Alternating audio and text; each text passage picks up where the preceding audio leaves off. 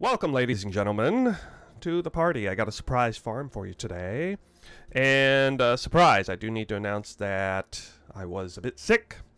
No doubt you can tell by the voice, the way I sound in this video. I'm predicting that by the time I come out with the conclusion of this video, which will take place like tomorrow or the day after, I'll probably sound a lot better, actually, because today I sound a lot better than I did yesterday, as a matter of fact. And I'm here recording today because I basically feel 100%. I mean, pretty much 100%. Just suffering from some of the outward symptoms, but inward, I wasn't feeling very good a few days ago. Today, doing much better. So I want to get back on the stream and show you guys what I've been working with. Basically, this is what I'm working towards. I'm working towards 100 Conqueror-influenced Jungle Valley maps. I don't have to be doing it on Jungle Valley, but it is my favorite map this league, and I have a feeling that it's going to go away after this league. Probably going to be stuck back doing dunes only, for example, if it comes to a Legion farm. But I am definitely going to be doing a major skittering Delhi Orb farm featuring 100 Conqueror-influenced Jungle Valley maps. That is not here today because it's quite the process to acquire all of these. I've been buying a few of them. I've been farming a few of them. But yeah, so today what I want to do, in one way I've been working around this issue of having to set up the maps. By the way, it takes 400 winged Scarabs as well to do that. Winged Scarabs, in case you weren't aware, at this point in the league is kind of hard to come by. They can get pretty expensive. Now, I know that if you go in and you actually just manually check the price of winged Scarabs, they all come up to around 30, 35 chaos a piece, unless it's like Reliquary or Abyss. But actually, they're not worth that much in most cases, in bulk trades at least. If you sit here and say, I want 50 winged Scarabs now, you're not going to get them for 30 chaos a piece. You're not going to get them 35 chaos a piece. You're going to get them for about 50 to 60, maybe 70 chaos a piece. And for that reason, I am going to introduce to you a farm today featuring the Winged Scarab Harvest Farm. Actually, I think I will first showcase the maps here. So every single one of these maps has the enchantment does not consume sextant uses. This is not a brand new strategy. I'm not reinventing the wheel here. This strategy was actually did come out a couple months ago from a few different players, but I have been aware of it, and I have done it a little bit off stream. I do like it. I like its potential. And so what this allows us to do is to run 4 extremely expensive sextants, basically, and to try and tailor a strategy that allows us to get the most out of that. Now, it cost 2,500, if I go in here and just check right now, to put this enchantment on there, it's going to cost us 2,500 yellow vivid crystallized life force on there, which is more than 1 divine orb. It comes out to about 1.2 or 1.3 divine orbs. So automatically the investment per map is well over 1 divine. But the payoff is that you can use whatever sextants you want. So I don't even have the sextants in the map, because that's one of the cool things about this farm is you don't have to buy a bunch of sextants. You just buy each sextant you need one time. You never even use them at all. And let's just take a look at the sextants here. I'm going to show you the sextants first. And the premier one here is possessed monsters drop an additional winged scarab. Now this sextant costs an astronomical amount. There's no way you'd ever run this sextant without this enchantment. If I'm not mistaken, it's just crazy. It's the lowest weighting sextant in the game that can only be rolled on the Maven tier sextant. So this is how you use this sextant. You use it in conjunction with sextants not consumed when you run the map. So that is one sextant there. Now the 3 other ones are a little bit more flexible. But what a popular strategy that came out this past league in the first month or two was using Harvest, because Harvest has a couple really expensive sextants too. Forcing Sacred Grove onto the map, this is well over 100 chaos a piece, as well as Yellow Plants. I think this one might have dropped down a bit. The reason we use Yellow Plants is because they're worth at least twice as much as purple or blue plants. So in the context of trying to make currency per hour, we're going to use yellow plants. Yellow just happens to be the color to also put sextants that are not used during map. So we actually come out to a net negative here. But yeah, anyway, so that is going to be a big part of the farm, is farming more, using the yellow plants to enchant the maps and then farming back, not 100% of it back, but somewhere around 60, 70, or 80% of the plant source there, we can farm it back actually. And then the last one is the real flexible one. Now a lot of people like to run expedition here, and it's the one where the expeditions have 100% increased runic markers. That's a really good strategy, actually. But for me, I am trying to farm Jungle Valley Conqueror-influenced maps. So I'm basically, personally, farming two things that are very inconvenient for me to try and get.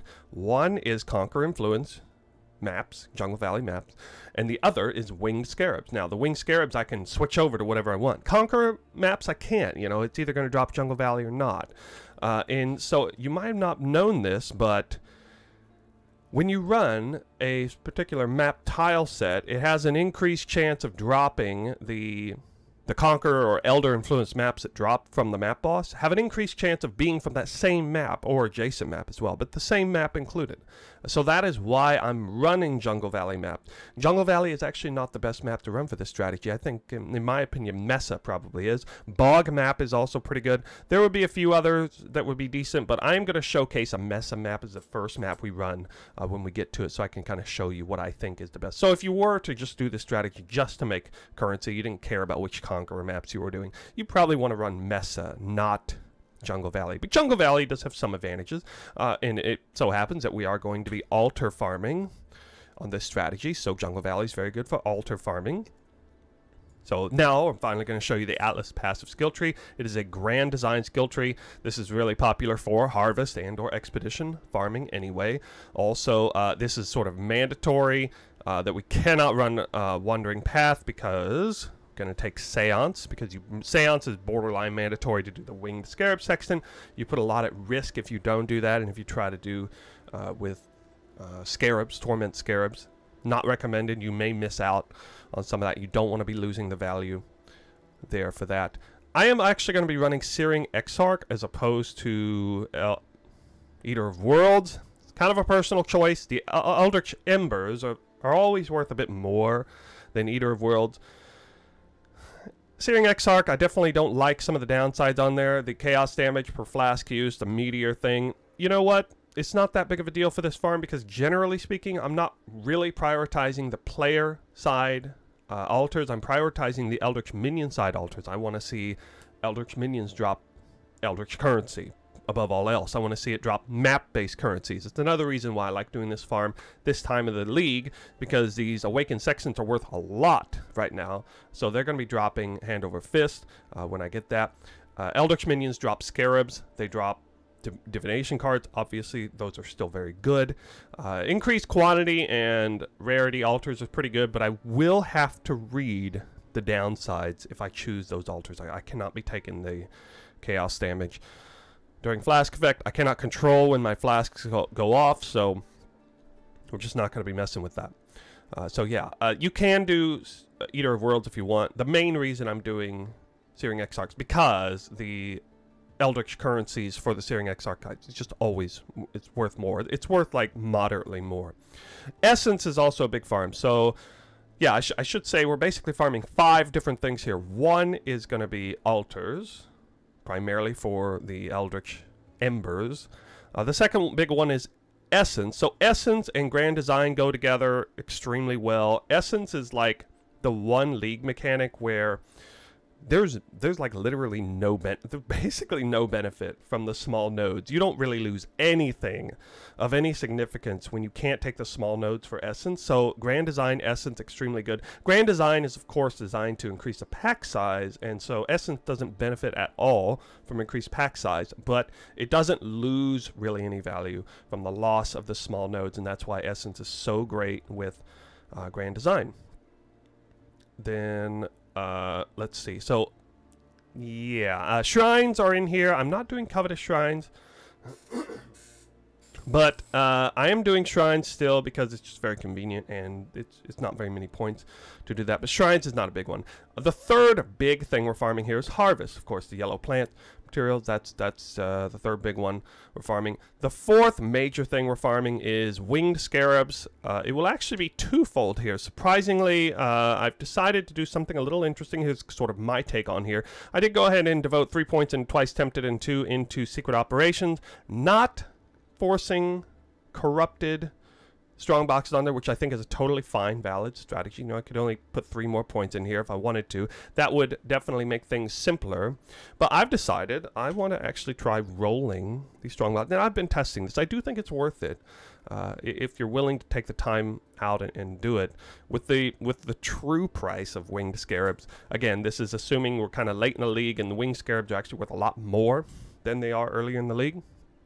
Yeah, it is worth rolling the operative strong boxes to hit the winged scarab. I do think at this point in the league it is worth doing that. Yeah, and then let's see. So we got one was the altars. Oh, yeah. So we got altars, we got essence, we got harvest, we got winged scarabs, and then the fifth one is Conqueror maps. So Conqueror-influenced maps is the other big one from the Sextant. And so me personally, I'm trying to farm the winged scarabs and Conqueror-influenced maps. Everything else I'm going to sell, and of course I will sell the excess of other things as well. My goal is to make, I know this strategy is going to make somewhere between like 5 and 10 divines per hour. I'm hoping that I can edge out above 10 divines per hour. I think whether that happens or not is going to depend on a few factors, such as God Touch rares, of course. I am going to be running a rusted reliquary scarab. I do have a lot of magic find on, but the types of rares in these maps are not, they're not conducive to large explosions. There's no legion, there's no abyss, there's no beasts. They typically just explode with like 0, 1, or 2 divine orbs anyway, even with my gear. They do. This harken back to a previous video I made about major misconceptions about God Touch rares. Not all rares are equal. Some rares are inherently way more valuable than others. Legion rares, abyss, and beasts being in the very top of this list. Eldritch rares, even essence rares to a certain extent, but especially like eldritch rares, harvest rares. They're not just generic rares on the map. They almost never explode with some major divine orb explosion. Just ask anybody who's been actually God Touch farming, they're not that big of a deal. And most of the rares in these maps are just going to be sort of generic rares. So we're not going to get some major divine orb explosions from this strategy, I think. Let's see. So there's also the Sacred Blossom. So of course, if you're doing harvest, 100 harvest, I think I'm going to see 1 or maybe 2, or if I'm lucky, 3 or more Sacred Blossoms. They have only about a 10 to 20% chance to drop off Tier 4 seeds, I think. We will be seeing some Tier 4 seeds for sure, numerous ones of those, because we're doing harvest and we're taking the important notables for that. You're going to see this is a grand design strategy with a total of 41 notables in here. That's a pretty good number. And there's one last thing I do want to mention here that's a little bit unique, is the master mission. So I have Packed with Energy, which is great. Great way to offset the downside of Wrath of the Cosmos. In a case where I take Grand Design into Wrath of the Cosmos, first of all, Wrath of the Cosmos is great with Grand Design, because if you take Grand Design, you're not taking the increased effect of modifiers, non-unique maps, which means these are uniquely easy maps. We're also not doing 8 mod corrupted maps when you're doing 5 or 6 mod uncorrupted maps, modifiers of your choice, essentially, which means these maps are way, way, way easier as a baseline than 8 mod corrupted maps. So for that reason, Wrath of the Cosmos, we really unlock the viability of a Wrath of the Cosmos strategy for that reason. And then Packed with Energy, of course, is a notable, which can be unlocked with Grand Design. It's still a notable. Extremely valuable if you're doing Wrath of the Cosmos, especially a low investment strategy, aside from the Sextant. As far as the Scarabs, it's a low investment strategy, which means we have a Scarab slot available. I can just throw a Sulfite Scarab there if I want. But alternatively, this particular tree doubles as a potential Alva incursion farming strategy for a sixth thing you can be farming on each map. And I am going to showcase that on the first map. I'm going to showcase doing an Alva incursion. Incidentally, I'm not really spending any extra points, or I'm not making any sacrifices to my tree in order to take 3 Alva-related notables here. I mean, Flesh Merchant's not that big of a deal, but it's only 2 points. These are the 2 major ones. If you're trying to farm the Temple Chronicles for the Doriani's Institute and or Locus of Corruption, which, by the way, I want those Temple Chronicles for myself, these are the only 2 notables you need. These 2 right here. This one up here that is typically time dilation is for juicing maps. It's completely separate. It's not that important for this kind of farm. So yeah, you can either choose to run Alva missions if you have extra one. And wouldn't you know, I have 237 Alva missions, so I can certainly afford to do this. Now, I'm not going to be running Alva missions this whole time because, personally, I don't think it's really adding a whole lot of value currency per hour wise. I did some napkin math on it, and it seems like it's only around 5 or 6 divines an hour in terms of what it potential. I could be off on that. If you think I'm way off on that, let me know. You know, if you're someone who actually farms Alva incursions, do you make more than 5 or 6 divines an hour doing it? Because I kind of did the napkin math on there. It didn't seem that great to me, honestly. So yeah, that's it. I mean, that's a lot to take in. There's a lot to talk about because this is a very different strategy than what you normally see. And once again, this is not a brand new strategy. It's kind of been around. The only thing that's sort of new and quirky about it is the strong box rolling the winged scarabs thing, and then the Alva incursion potential there. Oh yeah, I almost forgot to mention I am running Shaping of the Valleys because pack size is king for harvest. That's one of the reasons we're doing grand design, to get more of the plants. Somebody in the chat did ask if the quantity and rarity altars impact the harvest drops. Yes, they do. They're very good for that. But harvest can be quite rippy if you take too many altars, which means the particular strat, or the way I have to run the maps, is very important for this strategy. I want to try and get to the boss as well as the harvest before I clear the whole map and start unlocking all of the altars. Alternatively, you can just run this strategy without Wrath of the Cosmos. It's much easier then. And then you can, like, you know, clear the whole map and then run everything else, and then be more selective about which altars you take. So that's not a bad idea either. I'm kind of trying to do the more challenging strategy. I think I can kind of squeeze out a little bit more currency per hour doing that. Anyway, that's all I really got for the opening of the map. I have a ton of Chaos Orbs. These simply represent me re-rolling operative strong boxes. Now, you could be doing this with Alteration Orb spam if you want. Probably maybe waste a little bit less currency doing that. However, time is money, friend, and I don't want to be wasting too much time rolling operative strong boxes. So I'm just gonna be chaos spamming them, is what I'm gonna do. Yeah. Now, how much is the investment for this? You'll see that I don't have a whole bunch of divine orbs to make up for it. So this is actually pretty easy to see here. First of all, we'll go ahead and take a snapshot. This is only dump tabs A, B, C, and it's got all the chaos orbs in there. That's good. Got some of the remnants of essence because we are farming essences. The Jungle Valley maps are there, but it doesn't count. It has not yet calculated. The sextants are not used when map is used, so we're going to start off 13.98 divine. That is not accurate at all. We need to go in and let's see. So you may recall that this was 100 maps and it was 2,500 yellow plant sources per map. So this is 250,000 yellow plant sources plants to even start this strategy. And how much is this in divine orbs? Well, I bought them all at a price point about 1,900 per divine, and this was in bulk. So this is about how many divine orbs it was. It was 139. So we got to take, or 131 rather. So we got to take this number plus 3.98. And this is a much more accurate representation of how much the investment cost really is. The vast majority of the investment cost is in that enchantment onto the map. Now, there is a little bit added, you know, because obviously the bulk price of the Rusted Scarabs is a little bit higher. The bulk price of maps maybe a little bit higher. You know what? I'm not actually going to add any extra investment in there because I'm going to be acquiring a ton of winged scarabs, which are also not going to be properly reflected in their bulk pricing, and they're going to be worth a lot more to me than 30 to 35 chaos apiece. So we're just going to leave the investment cost there at that. Yeah, somebody asked about the engineering orb. That is because we can use 4 engineering orbs onto an operative strongbox. And yeah, that works. Okay, any questions? Put them in the comments below. I am going to start us off here.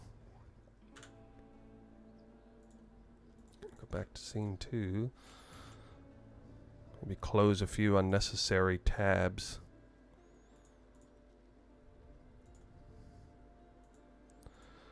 Alright, so we're going to start with Mesa. I didn't mention the Scarabs, sorry. The Scarabs are Rusted Elder is simply there for its proclivity to increase the number of Eldritch minions that spawn. It just adds monsters onto the map. I don't really care about the drops from the Eldritch monsters or Elder-influenced monsters. I just want them to help me spawn more Eldritch monsters, which will spawn more altars. A Rusted Ambush Scarab, that's just to get more operative strong boxes. Rusted Reliquary, you know, because why not? It's the God Touch farming season. You'll notice that I did not fully spec into shrines or strong boxes here. I just felt like it was a waste of pathing here to really get up this backed up cache and the Vault of Mysteries, especially if you don't have the value of the small notables or small nodes here. I think this is a better tree overall for that. Fortune favors the brave. Now, in this case, the Rusted Sulfite Scarab is being replaced by Sacrifice of Dusk. This just adds 5% quantity to the map. There really isn't another Scarab I can run. I can't run a Bestiary Scarab because I'm going to run Alva on the map. So I'm going to run Alva here, and this is going to be map number 1. I'm going to show you how I run this map to try and get through the League mechanics before I spawn too many altars. So actually, I'm just going to go straight into Alva here. I don't want to be doing Alva temples when I have a bunch of Wrath the Cosmos stuff here. So I got storage and lightning conduit. Neither of these rooms is good. But I do want to unlock the room, maybe get 1 key and then get out of here ASAP. Yeah, okay. I'm not really too concerned about the pathing there right now. Getting out of there real quick. Okay, I already spawned 1 there. Those are really bad. Like, really poor. Oh, yeah, we're going to check that. Corruption Chamber here on the left. Going to reset. Now, this will automatically be a level 2 room. Now, I actually do need to concern myself where this is. Okay, bottom left is going to connect me to Doriani's Institute, which is already in place, actually. And so this is really good. I mean, this was a terrific outcome right here. Of course, I do need the key. Did I already pick up the key? No, I did not. It must be here. Okay. This will connect me there. Now, I already have these rooms connected. I mean, I almost already have an S-tier Chronicle right here. Now, here I'm going to be just doing the Eldritch Minion one at random. Oh, there's the Winged Scarab. Okay. I'm going to go ahead and try to find the shrines. Map currencies, good. I don't really care. Alright, we got Diamond Shrine. That's really nice. A few Headhunter buffs should be good for killing the boss rather quickly. Got a random Conqueror map. That's guaranteed. Typically go ahead and clear the top, remainder of the top here. Got the highest value Scarab. Oh, that's nice. And then we just swing around. I got 1 more Alva incursion to do. I'm basically hoping to spawn Eldritch minions, drop Eldritch currencies, if possible. That would be best. I don't really care about abysses too much. I will do them if I'm starved for Headhunter buffs. By the way, I didn't really mention this, but Headhunter... Oh, there we go. Okay, this is actually going to showcase some good Eldritch currency drops here. Headhunter is highly recommended for this strategy if you're going to do Wrath the Cosmos side of things. So here we go. This is actually a really good map now. I now have 4 altars. I have 2.8% chance to spawn Eldritch currencies, which is really good. I wish I was seeing more of the Grand Eldritch Embers dropping, but it's fine. Okay, now when you run into this map, you're basically just trying to complete it up to 3, because I want to roll the corruption chamber again as fast as possible, if I can.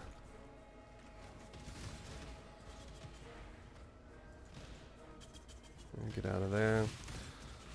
Ah, yes, still have the harvest to do. So I put myself in a bit of a pickle here. I now have Wrath the Cosmos, forcing me to take. Actually, you know what? In this case, I will take a few extra Headhunter buffs here. So I'm going to do this Essence here because I want to have a few Headhunter buffs before I slam myself into this harvest, taking 100% increased damage. I've already done this enough to know that can be pretty rough. So I will actually take a little bit of extra time. I am not going to click that altar, which also means I'm not going to clear extra areas on the map. I do not need to take even more damage than I'm about to already take. In fact, I'm going to drop that there. I'm going to be as quick as I can here.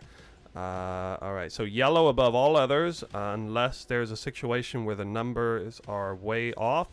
There, we're looking at the bottom tier here. We're trying to see how many of the rare spawns we can get. Oh, I got an issue with regen right here. This is a no regen map. Oh, this is actually an awful map. Having issues with resource costs, so yeah, the altars are actually super painful here. This is, I'm not even 100% sure what the altar effect is here, but it's giving me issues with spawning, or with regen, I guess.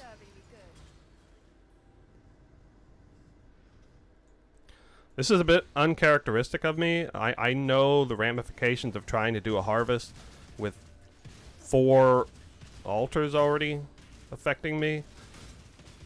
This is a really peculiar thing. Actually, I'm not quite sure why I'm having such terrible resource issues. It looks like my resources are completely ineffective 50% of the time or something. I don't know. I've already done like 80 or so maps with this tree, and I haven't even run into this situation before. That's kind of crazy. For example, I had looked down to see if I even had any mana, and I did, but it still wasn't firing any arrows. Which doesn't make any sense. Yeah, so I'm guessing that's a Searing Exarch special altar mod or something that makes your resource incapable of working or something like that. I'm not sure. But that just goes to show how rarely I use Searing Exarch. Anyway, we got through it. Forced through it. This was actually a really good spawn right here. And we're going to see, I'm going to walk away here with 1,500 life force. That's actually pretty good.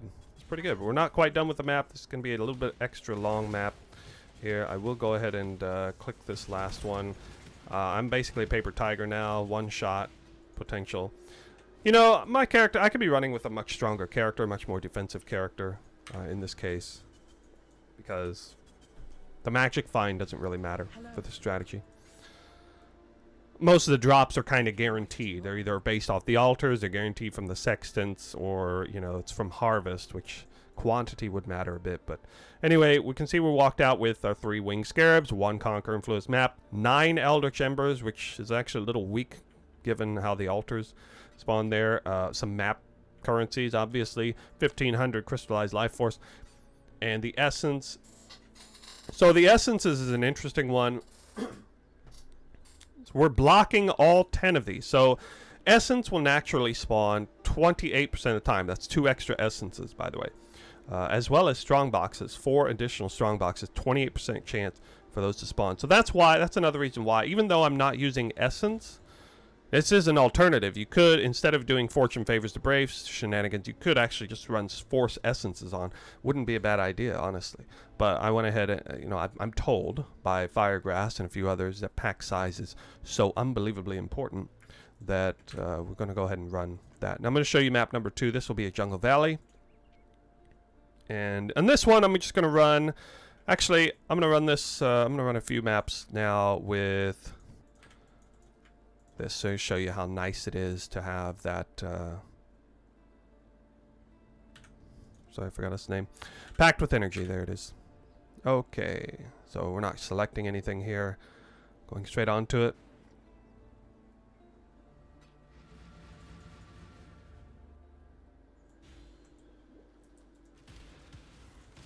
This is a little bit simpler as far as running the maps, I feel like. Alright, so yeah, it's going to spawn. It's going to do that sometime. Chance to drop a map. I'm deliberately not like trying to really kill anything because I don't even want to spawn more altars if possible. Map currencies, you know, I got to take that early on. I'm definitely going to hit the sulfite veins. They give me a lot of power. I'll go ahead and do the Sacred Grove, I guess. You'll get quicker and quicker at this sort of thing the more you do it. I'm not that big on farming harvest in general, but it's a nice break, you know, from the usual strategy. It's nice to, you know, some people get bored, even if it's like the bet. You know, even if there's an identified best strategy in the game, people get bored, you know, want to do something a little different. I feel motivated to do a strategy like this. It's nice to actually farm materials that I need personally and that can be a major headache to acquire via trade, particularly the Conqueror-influenced maps and or winged Scarabs. And then still, you know, being able to actually make currency, fair amount of currency in the process. It's really nice.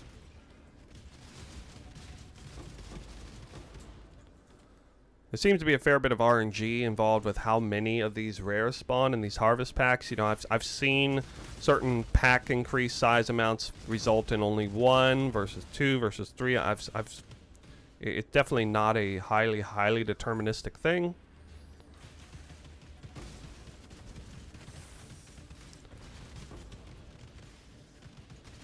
Usually 2 though. When I do pack size amounts, this would be like, yeah, 80% increased pack size. Usually that kind of doubles the amount. So I have a few headhunter buffs now. That actually looks decent enough to hit with that, but I didn't get anything good out of it. And this is the unfortunate thing. So the boss obviously takes a bit longer to do in Jungle Valley, but this is what I have to do if I want to try and increase my chance of getting Jungle Valley Conqueror-influenced maps. I'm told that the inherent increase that it drops the same map as before is something like 10 to 20%. And wow, I got lucky and I did get one. But it's definitely not super often. It's not even more often than 50%. It's something like, it seems like I just have maybe a static 15 to 20% chance to drop the same map. And it would seem that I'm 90% sure that favorited maps don't even matter for the Sextant rolled Conqueror-influenced map force drop. I'm pretty sure favorited map. Which also means, and the reason I can confirm that is because singular focus does not work for this strategy. And, you know, even if it did, that would be a really painful loss because sometimes it wouldn't drop the map you want anyway. So this is the second map. We're concluding the second map. It would be really nice if I could find an operative strongboxes. Then I can say that I will have shown you everything there really is to show in these first couple of maps here, showcase. But I don't know, maybe not. Oh wow, Doe died there.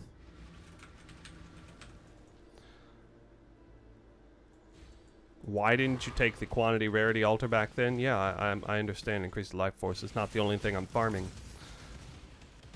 I also get, I chose map-based currencies. Every Awakened Sextant I get is like 3 to 4 chaos apiece in bulk. So that's a lot of extra currency. Yellow plants are a lot of extra currency too, but I mean, I'd much rather take the downside from the Eldritch Minions than the downside from the player side, and usually it's really brutal for Searing Exarch. Anyway, this map is done. That concludes map number 2. So the only thing you haven't really seen at this point is me trying to re-roll an operative strongbox. It only has a 6% chance to spawn per strongbox, but we will be seeing it on average probably once every 2 or 3 maps. Yeah. Could be getting so many Eldritch Embers. There should be. Weak sauce. All right. Okay, so we're coming to our first. This is map like map number 8 or something. We're getting our first operative strongbox. Very delayed here. I'm going to take. And I waited and I cleared the entire map before I even did this. So, and that's because I have headhunter buffs running. I don't want to sit here and waste time rolling a map, letting all my buffs roll down. You can see I have 12 going down. Okay, well, that was some showcase. Some showcase of rolling the operative strongbox. I guess you just click alchemy orb and boom. Contains 1 additional winged scarab. For the record, the weighting is very low on this. I think it's like a 1 to 2% chance of hitting each roll per suffix. Per suffix, keep in mind. So that's one additional reason why I want to run to just chaos spam it. Because you're getting, you know, 1 to 3 suffixes each time. And yeah, I think it's average. It's going to take on average something like 20 chaos orbs probably to hit it. So it is a bit of a wash. Not necessarily. Now I got very lucky that time. Hit it before I even blew a single chaos orb. So that's the equivalent of, you know, it just showing up automatically on the box. Like even if it was corrupt and rare, it would have just been there. You all know that's pretty dang rare. So we do have a premium altar situation. Oh, what? Well, I didn't expect to see that. Oh, LOL. This right here. I was literally about to click the double basic currency one. Oh, man. That's funny. I'm lucky I even got 2 divines out of that. Like, really, that's some... That was just some garbage Arch Nem mod. I mean, that was the first... I'm pretty sure that was the very first mob we seen. God Touch mob. This is map number 3, by the way. So, yeah, I'm sitting here worrying about the altars, not even thinking about God Touch stuff. There probably is a way to farm this. I mean, you could switch up the whole spec and put in some Legion stuff. Now, here's a new thing here. In this case, I will actually blow an alteration or a alchemy orb to, you know, maybe get a void card. Maybe not. I really could have used some more embers out of that.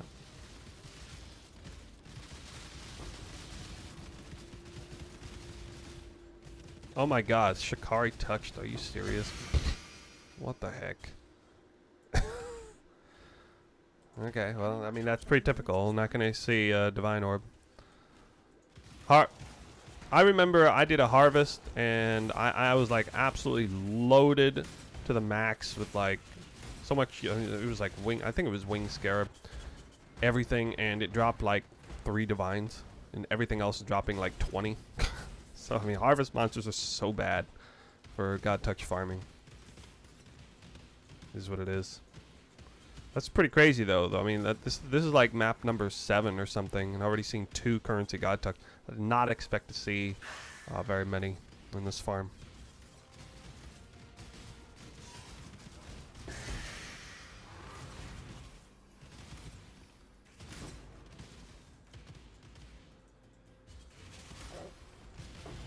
Oh my god. Really? So bad.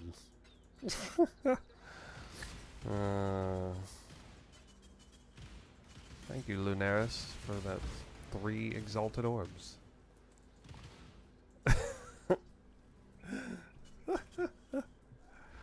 Wow. 3 exalts. Dang. I'm actually going to count them. Come on, place your bets if you want to place your bets. It's going to be at least 1.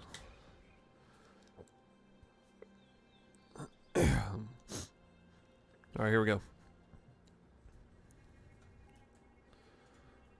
1, 2, 3, 4, 5, 6, 7, 8, 9, 10. Well, I lost. 11, 12, 13, 14, 15, 16, 40, 41, 42, 43, 44, 45, 46, 47, 48, 49, 50, 84, 85, 86, 87, 88, 89, 90, 91, 92, 93, 94, 95, 90. Oh. Can I not have but Ran out of chaos orbs.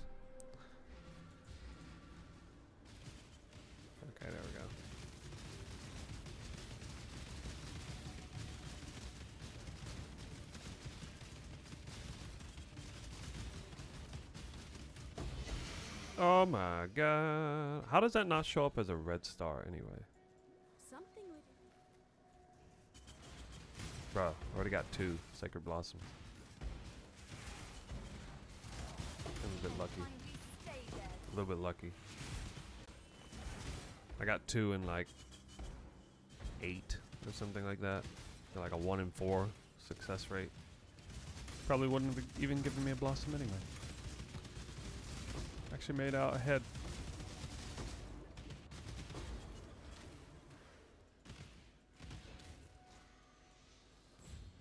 I got 36 plus 3 divines on a winged beast run.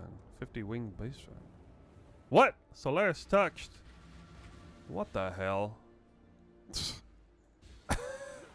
I mean, I thought I died from some random bullshit, but apparently there's a Solaris touched on that last harvest. Just spawned out of nowhere on the death screen. Yeah, it's just sitting there. What the heck? Okay, well, I'll try to find currency dupe, I guess.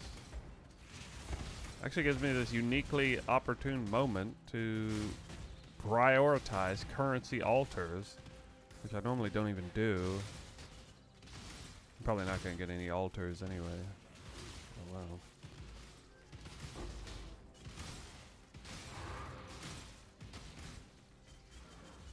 Really?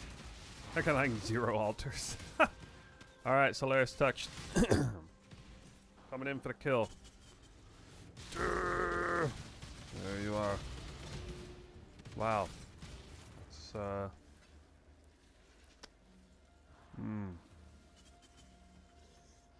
not even a bad split. It's not even a bad split. That's what I'm talking about. Like, I'm not even farming currency God Touch. That's why you have to actually target them to get anything. Harvest has always been a joke, though. Even if I'm like tipping over the scales on the God Touch, you know, targeting, it's still junk. It's always been junk. Harvest monsters. Kind of weird though. It's happened a lot. I've had more 0 divine currency touch than I have had any divines. And the most divines I've gotten off currency God touch in this entire farm has been 2. And it only happened once.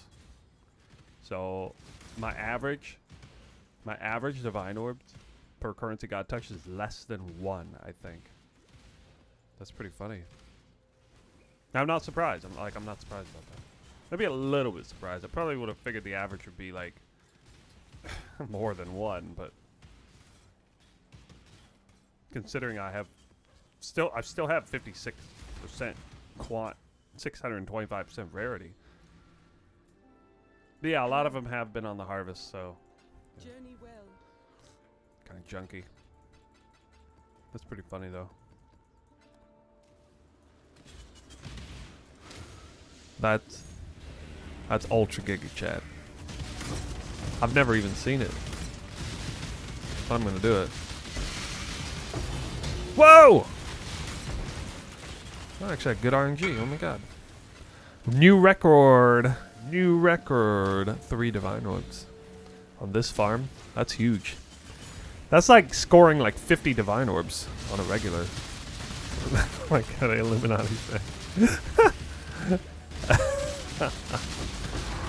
Oh man. PoE Illuminati's is back.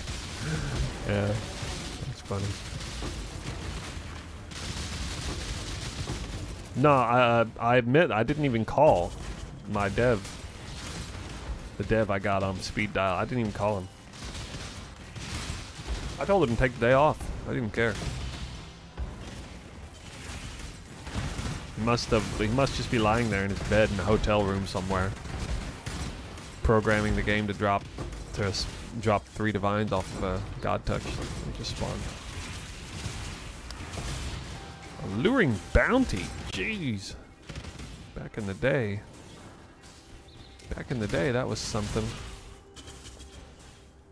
Hey there, everybody. We got the results in the dump tab A there, dump tab B, not much in it. There was not a whole lot in the way of total loot found in this farm, as to be expected. Not a whole lot on the God Touch farming, not many uniques, not even that many random maps.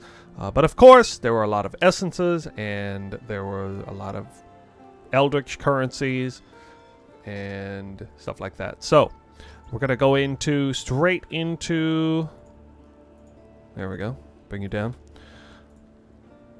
Excellent, here it is. We're going to take a snapshot just to make sure everything is right. Vivid crystallized life force is the big one today. You can see it's all listed there. 131,826 of that life force. Now there were the purple and blue life forces down here. Very little of them found, and they're only worth about half as much as the other ones. So this is the premier farm, and of course 2 sextants were devoted to this farm, so it was, you know, no surprise that it's way, way, way up top on the list. And you can see that on the next part is 10 divine orbs. Yeah, I think that was like 3 raw divine orbs, and 7 of them came from currency God Touch. Not very many currency God Touch, maybe 6 currency God Touch, something like that. And then a whole bunch of scarabs after that, winged scarabs primarily. So as I scroll through here on this list, you're going to see mostly essences and scarabs primarily, I think. I feel like the essence RNG was actually pretty bad on this particular farm. Was not very happy with it at all. Let's take a look at uniques here. A badge of the Brotherhood, a Thunder Fist, 4 Ventor's Gambles. I mean, that was about it. Not much at all. Not much there to show for it. Divination cards. Didn't see much of anything. Got the Scout. Of course, the Scout card dropped in Jungle Valley. Patient. Society's Remorse. I know I got a... What is it? Alluring Bounty in there. 10 Chaos now. Wow, the mighty have fallen. And, wow, 666 Chaos Orbs.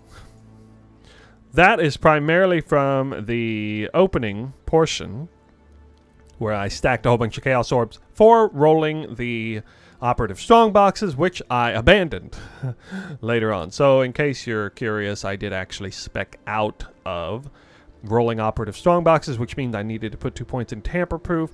I just pulled the points from resource allocation and incursion pack size here. That's it. So I still have 41 notables. So that was really nice here. And yeah, so let's go ahead and figure out how much I made. So first off, it says 190 divine orbs there inside. That should be pretty accurate. If we pull it up here, we're going to see, yeah, 190.01 divine orbs, but that does not tell the whole story. So we're already plus. We're already pretty well plus. That's nice. I also have a whole bunch of extra here because I have... right here, so the very right column here is me prepping for the next major farm. But the columns here in the middle are all of the Conqueror-influenced maps I found one at a time. Each boss kill dropped me a Conqueror-influenced map. Plus 2, because the boss can still apparently drop a random Conqueror-influenced map. Also, I did discover at some point, very later on, that the map alter... maps have a % chance to be duplicated does in fact work with this sextant. I was quite surprised. So it just like it works with, you know, farming 8 mod corrupted maps, it actually works with the Conqueror map drop. So it's a premium altar that you can duplicate your forced Conqueror influence map. At the end, a lot of people probably weren't aware of that. I certainly was not aware of that.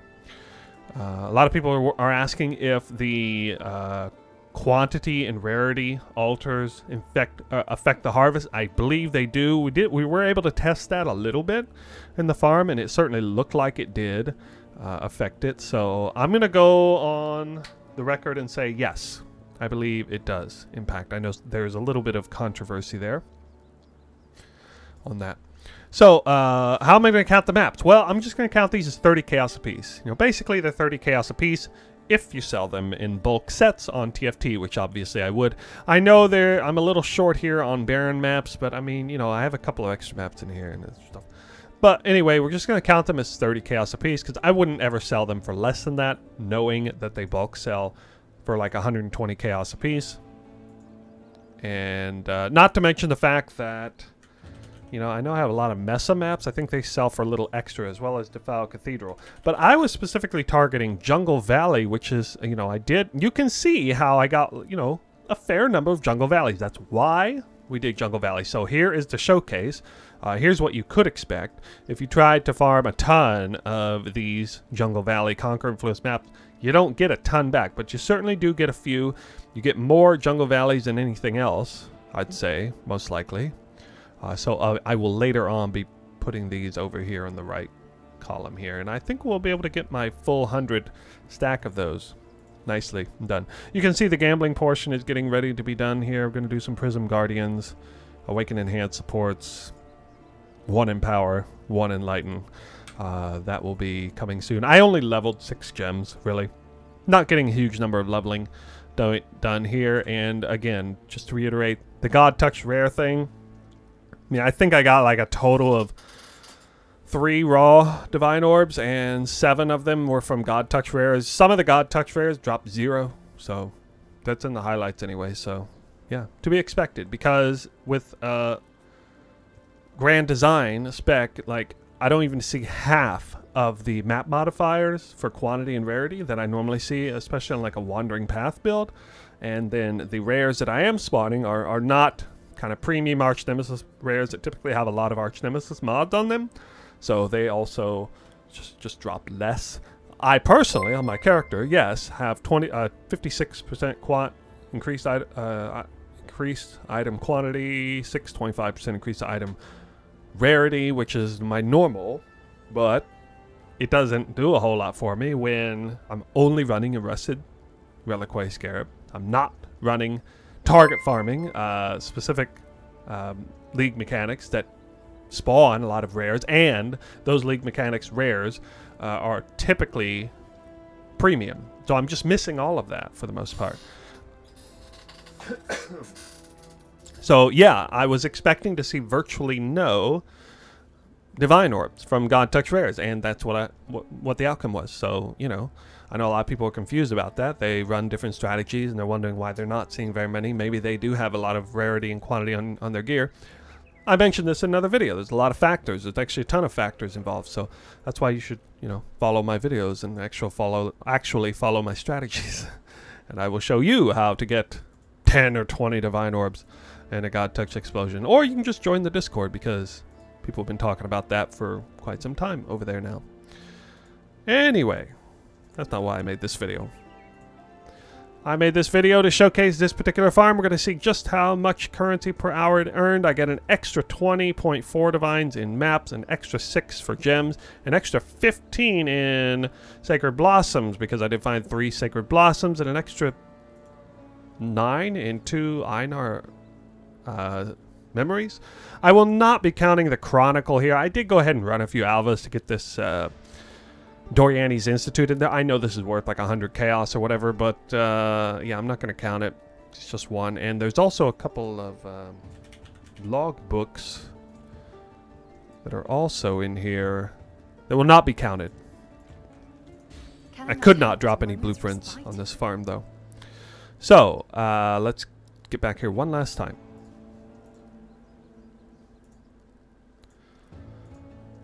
Alright, so we're going to take 190.01, which came from, that number came from here, plus 20.4, plus 6, plus 15. Now, 3 Sacred Blossoms in this 100. I do feel like I was a bit lucky. I think I got about 15 tier 4 seeds, maybe, so we're talking about a rate of 1 out of 5. I asked around the community. That sounds a bit lucky, but not crazy lucky, just a bit lucky. Couple of Sacred Grove Einar memories, obviously lucky. I usually count those, though. So anyway, that's 240 minus 145.46 is 94. 94, net 94 Divine Orbs. How long did this take? You know, it took me about an hour and 45 minutes per set of 25, which I basically split this up in 4 parts. So that's a total of 7 hours. In order to get this done, and that is actually a lot better than I expected. Now, I did some test runs on this, And I never did actually make this much per hour. And actually a big part of that is because I was bricking my maps. Fortunately, I didn't brick a single map here. I was kind of surprised. No, when I say I brick my maps, I mean like I didn't even finish my harvest, or I didn't even kill the boss. Kind of brick my map because of running Wrath of the Cosmos. So my strategy changed a bit, and I mentioned this on the front end of the map. I was not fully clearing the map and then doing the harvest and then doing the boss with all of the player affecting altars and stuff. No, because that would get me killed, and I would simply not finish the map with taking 150% increased damage, you know, trying to do the boss. Just get one shot.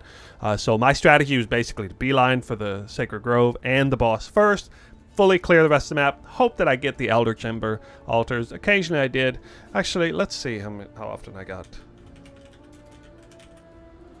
these. Okay, I mean, that's pretty nice, right? 306 grand Elder Chambers. Pretty decent number, I guess. So that's the story of how much I made on this farm. I definitely think I got a bit lucky. Not in terms of God-touched loot or anything like that, but in terms of getting not one, not two, but 3 blossoms and 2 Einar memories. But yeah, just those items right there kind of were the big deal, because there's nothing special going on here with anything else I have. I don't have any special unique. There's no Aegis Aurora, Unnatural Instinct. There's nothing like that in here. It's really just the Sacred Blossom and Sacred Memories. So yeah, gotta do that gamble now. The game owes me.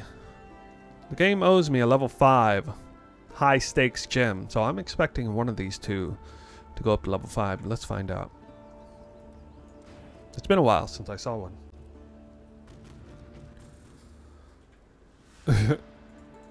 7 stack deck. Let's go. 7 stack decks. Alright, well, I'm just going to report it right now. I'm bringing the gambling results to you, and I had a whopping 7 stack decks to do. So you're about to witness me drop a House of Mirrors. Okay, not quite, but, you know, at least something. Alright, I got some bad news for you peeps. Got some bad news. Seems my RNG really has dried up at the end of this league. With the double corruption on the gems, I had 6 gems. I was supposed to get... Well, I'm supposed to get 1 up, 1 down, 2 the same. So, and then the other 2 would do who knows what. But I don't have a single one that went up. Not a single one. 5 the same, 1 down. I didn't even successfully double corrupt a shield either. I just saved a couple. Oh! Man, that's some bad RNG. It's fine. It's very new to the league. The only issue is that it's going to make it hard for me to afford setting up the next farm properly. Maybe. Let's see. Well, I have 91 Divine Orb. And I do have, you know, a lot of value stuffed into all of this that I just farmed. And actually, you know, I did farm my own winged scarabs and stuff. So it'll probably be fine. It'll probably be fine. The sextants I'll still have to pay for, though. Can I not have Yeah, so that is the story of this farm. You know, a nice little side quest farm, I guess. Took a slight break from jungle. Well, no, I didn't take a slight break from Jungle Valley. I took a slight break from God Touch farming, which I kind of liked, actually. It was nice to, you know, take a short break, but I'm ready to get back on it. The next farm is going to be a big deal. We're going to be running 100 Conqueror-influenced Jungle Valley maps featuring this Atlas passive right here for... Nope, not that one. Sorry. Martial Forces. 20% increased quantity of items found in your Conqueror maps. 20% increased pack size. Probably going to combine that with Shaping of the Valleys, because I'm going to be running Abyss, Breach, and Legion on those. So it's going to be a wild ride. Oh yeah, with a bunch of skittering orbs on each one. So that is going to be some seriously aspirational play. I am going to at least attempt 100% Delhi with that. We'll see what this character can do, but kind of doubt that's going to work. 80% daily should be a breeze, actually, especially assuming that I swap out the item rarity support for damage, which I will definitely do either way. We're going to see how it goes. So, I really enjoyed this farm, but definitely tired of doing Sacred Groves now. Ready to get back on the Legion train. That never gets old, really. Final thoughts on the video other than that? Well, I do think I made more currency per hour than expected. I think this is around a 10 divine per hour strategy that actually a lot of people probably can do. And especially if you roll your own Scarabs and then sell them in bulk.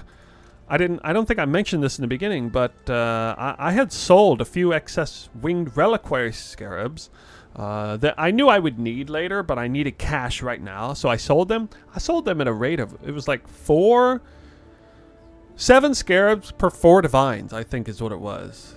Or no, sorry, 7 to 3. 7 to 3, yeah. So it was, yeah, 7 to 3.